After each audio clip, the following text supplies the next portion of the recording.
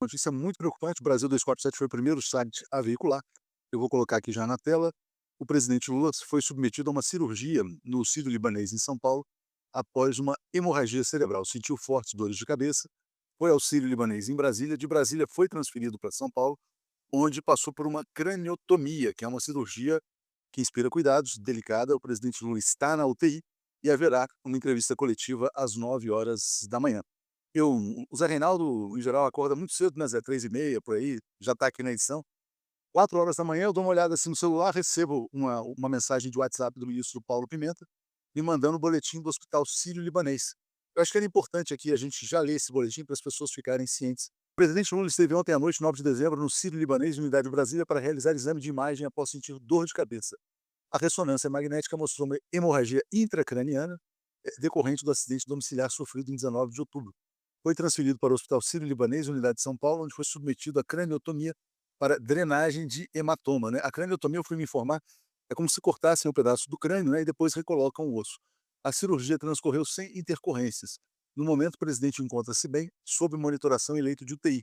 O boletim médico atualizado será emitido pela manhã. A coletiva de imprensa será realizada pela manhã.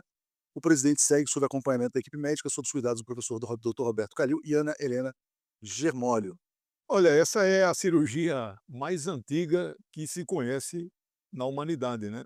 Tem, crânios de 10.000 anos que já tinham pequenos orifícios cerebrais para diminuir a pressão no cérebro, né. Então, eh o presidente Lula está sob os cuidados da ciência.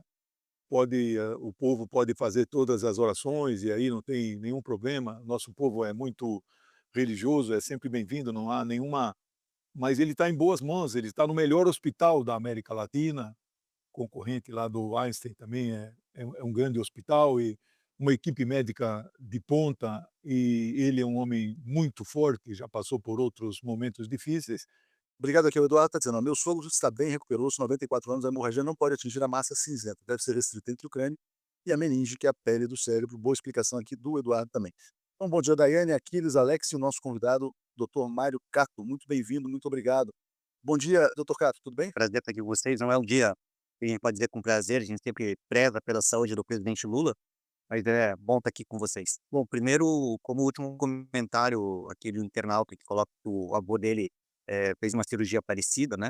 É uma das cirurgias simples da neurocirurgia. Esse é um procedimento é um problema que acontece muito pós-quedas em idosos, né? Quero explicar um pouco do que é lesão, né? Quando a gente tem uma queda, você pode ter rompimento de pequenos vasos, né?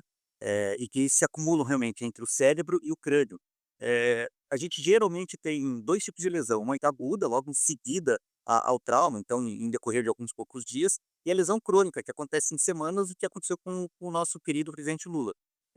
A partir disso, como ele está muito encostado entre o crânio e o cérebro, esse procedimento consiste em fazer um pequeno orifício bem na região do hematoma, e dali ele é drenado esse hematoma. Então uma cirurgia da neurocirurgia, uma das mais fáceis, muito antiga, né, mas que como qualquer neurocirurgia, ela requer muito cuidado, né.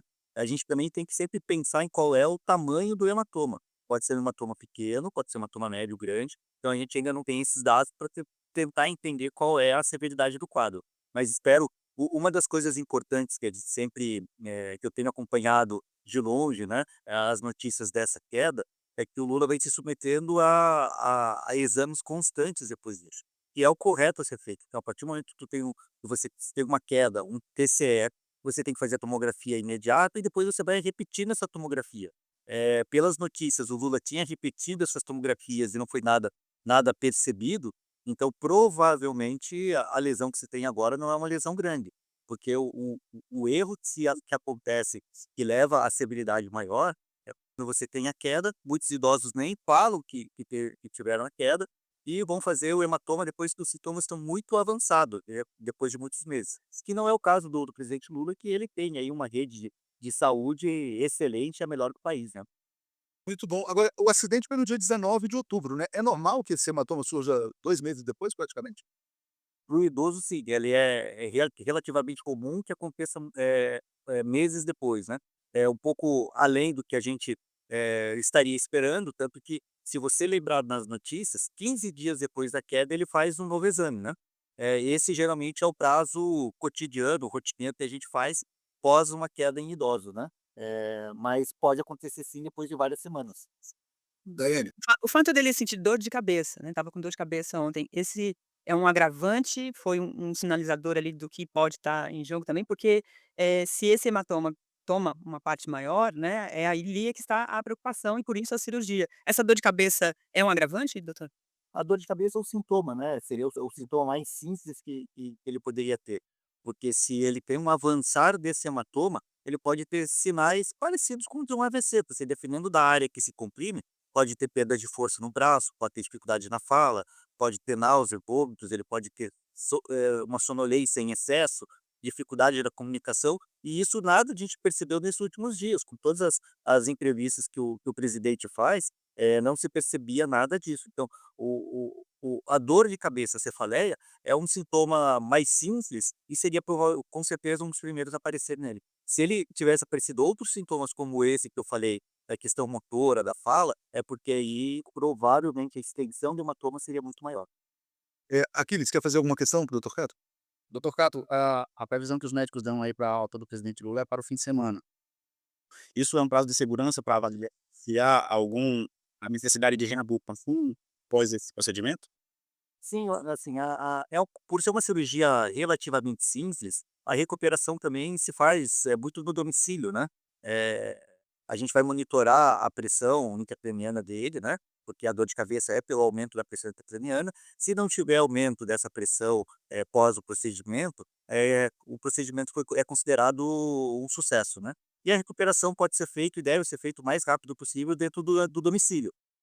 Então é um tempo importante para ele, provavelmente. E aí, pensando na medicina e pensando no cuidado que a gente tem a uma das pessoas, uma das figuras políticas mais importantes do mundo, lógico que tem aí 1 ou 2 dias a mais aí pelo zelo que o presidente Lula merece, né. Entendi. Doutor, esse tempo de recuperação, quer dizer, ele tem alta, vai para casa e tudo, mas para ele voltar à vida normal e etcétera, há alguma estimativa da recuperação, para que ele possa voltar a trabalhar ou ainda é muito cedo para a gente saber? Eu acho que é muito cedo para a gente saber, Alex. A gente não sabe a extensão desse hematoma, se ele foi um hematoma pequeno ou um hematoma já um pouco maior, né? A gente não sabe também como é que ocorreu a cirurgia, se a cirurgia ocorreu sem nenhuma intercorrência. Então ele é muito cedo para. O que a gente sabe é que o presidente Lula estava em boa forma, vem se cuidando, né? Atividade física constante, boa alimentação. Então, por ter essa capacidade física, a recuperação tende a ser melhor. Então, agora é esperar o relatório médico, essa essa coletiva de imprensa que a equipe deve fazer e é importante que a gente saiba, né, para que a gente possa entender qual é a real gravidade do caso, né. Repito, é uma uma neurocirurgia, ela sempre é deitada, quando a gente pensa em neurocirurgia, ele sempre inspira muitos cuidados, mas espero que tenha sido um hematoma pequeno, de fácil, drenagem, para que a gente não tenha nenhum tipo de sequela e a recuperação possa vir o mais rápido possível.